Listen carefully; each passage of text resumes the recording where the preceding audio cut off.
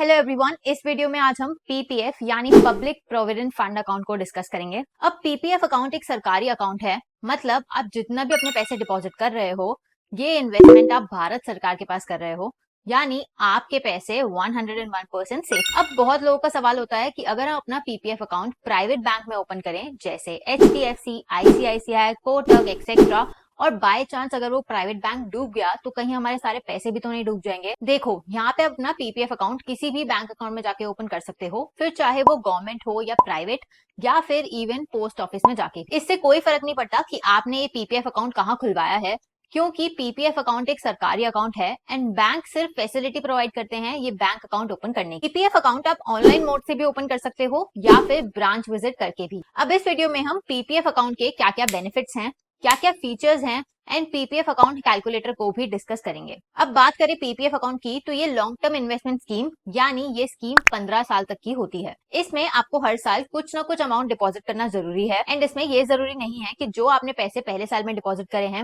वही आपको पूरे 15 साल डिपॉजिट करने हैं। मान लो आपने पहले साल पूरे फाइनेंशियल ईयर में 5,000 रुपए जमा करे हैं, तो इसका मतलब ये नहीं है कि आपको पूरे 15 साल 5,000 रुपए ही जमा करने हो। देखो, पीपीएफ अकाउंट बोलता है कि आपको एक साल में ज्यादा से ज्यादा 1.5 लाख रुपीज ही जमा करने हैं एंड कम से कम 500 रुपए तो जरूर जमा करने हैं। अब इसकी अच्छी बात यह है कि पूरे साल में आपके पास जितनी भी सेविंग है आप उसको इजीली पीपीएफ अकाउंट में जमा कर सकते हो। और आपको ये भी याद रखना होगा कि एक साल में आप 12 बार से ज्यादा पीपीएफ अकाउंट में पैसे जमा नहीं कर सकते एंड यहाँ पर आप जितना भी पैसा पीपीएफ अकाउंट में जमा करोगे वो सारा का सारा पैसा आपको टैक्स रिबेट में मिलेगा। यानी यहाँ पर आपको section 80C of income tax के अंदर ज्यादा से ज्यादा 1.5 लाख का टैक्स रिबेट मिलेगा अगर आप अपने पीपीएफ अकाउंट में पैसे जमा करते हो। देखो, जैसे कि अभी तक हमने डिस्कस करा, ये पीपीएफ अकाउंट एक लॉन्ग टर्म इन्वेस्टमेंट स्कीम है। मान लो अगर एक पर्सन ने 2020 में पीपीएफ अकाउंट ओपन करा एंड क्योंकि ये पीपीएफ अकाउंट 15 साल बाद ही मैच्योर होता है, तो इस केस में ये पीपीएफ अकाउंट 2035 में मैच्योर हो जाएगा। अब 2035 में जब ये पीपीएफ अकाउंट मैच्योर हो जाएगा तो आपके पास 2-3 ऑप्शंस होंगे।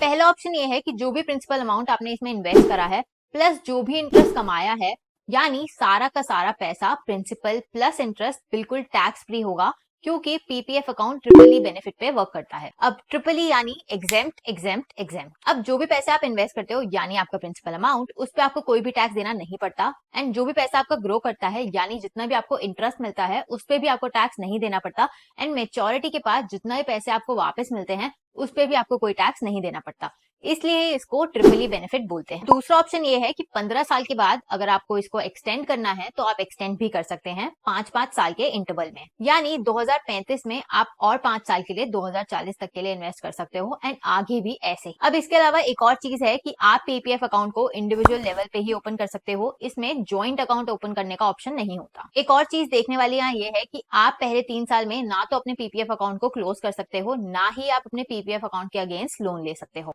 एंड जब आपके 3 साल खत्म हो जाएंगे यानी 3 साल से 6 साल के बीच में आप अपने पीपीएफ अकाउंट के अगेंस्ट लोन ले सकते हैं। अब मान लेते हैं कि आपने अपना पीपीएफ अकाउंट ओपन करा और आप हर महीने या साल में एक बार कुछ ना कुछ पैसे इन्वेस्ट कर रहे हो, बट सवाल ये है कि इसका इंटरेस्ट हमें मिलेगा कब। तो देखो, पीपीएफ अकाउंट का इंटरेस्ट मिलता है साल में एक बार, यानी पूरे साल में आप जितने भी पैसे इन्वेस्ट करते हो उसका इंटरेस्ट आपको मिलता है 31 मार्च को। तो 31 मार्च को आपके पास एंट्री आ जाएगी ये शो करते हुए कि अमाउंट इज क्रेडिटेड। एक और बहुत इंपॉर्टेंट फैक्ट ये है कि जब भी आप अपने पीपीएफ अकाउंट में पैसे इन्वेस्ट करो तो ट्राई करो कि आप 1 से 5 तारीख के बीच ही जमा कर रहे हैं। एक बार पीपीएफ कैलकुलेटर को भी देख लेते हैं।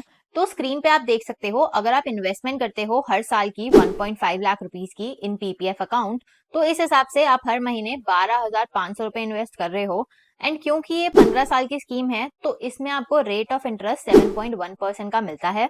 तो अगले 15 साल में आप इन्वेस्ट कर लोगे 22,50,000 रुपए, जिसपे आपको टोटल इंटरेस्ट मिलेगा 18,18,000 रुपए का एंड मेच्योरिटी पे जो आपको अमाउंट मिलेगी वो होगी 40,68,000 रुपए की। एक और एग्जांपल से समझते हैं। तो अगर आप महीने के 5,000 रुपए इन्वेस्ट करते हैं, मतलब साल का 60,000 रुपए 15 साल के लिए एंड इंटरेस्ट वही सेम है 7.1%, तो टोटल इन्वेस्टमेंट होगी 15 साल में 9 लाख रुपए की एंड टोटल इंटरेस्ट होगा 7,27,000 रुपए का एंड मेच्योरिटी पे जो आपको अमाउंट मिलेगी वो होगी 16,27,000 रुपए की। बाकी कैलकुलेटर का लिंक मैं डिस्क्रिप्शन में दे दूंगी, जिससे आप खुद भी चेक कर सकेंगे अपनी इन्वेस्टमेंट के अकॉर्डिंग कैलकुलेशन। तो अगर वीडियो अच्छी लगी हो तो वीडियो को like and share and subscribe to card academy finance.